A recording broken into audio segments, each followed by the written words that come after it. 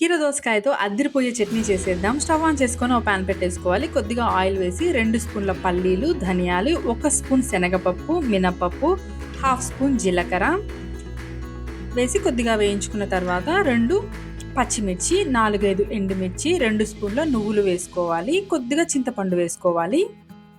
ఇవన్నీ కాస్త వేయించుకున్న తర్వాత ఇవన్నీ తీసి పక్కన పెట్టేసుకోవాలి. అదే పాన్లో కొద్దిగా ఆయిల్ వేసేసుకొని 7-8 వెల్లుల్లి వేసుకోవాలి. ఈ వెల్లుల్లి కాస్త ఎర్రగా వేయించుకోవాలి. 2 కీర దోసకాయ ముక్కల్ని ఇలా కట్ చేసుకొని ఒక మీడియం సైజ్ ఆనియన్ని తీసుకొని కట్ చేసుకొని వేసేసుకోవాలి. కొద్దిగా పసుపు, కొద్దిగా సాల్ట్ వేసుకొని ఇవి కాస్త వేయించుకుంటే సరిపోతుంది. ఇవన్నీ తీసి పక్కన పెట్టేసుకొని మిక్సీ జార్లో ముందుగా పప్పుల్ని ఫైన్గా ఇలా పట్టేసుకోవాలి. కొద్దిగా సాల్ట్ వేసేసుకొని తర్వాత కీర దోసకాయ ముక్కలన్నిటిని వేసి ఇలా కచ్చాపచ్చాగా పట్టేసుకున్న తర్వాత కట్ చేసుకున్న ఆనియన్ ముక్కలు, కొద్దిగా కొత్తిమీర వేసుకొని తాలింపు వేసుకుంటే మన అద్దిరిపోయే చట్నీ రెడీ అయిపోతుంది.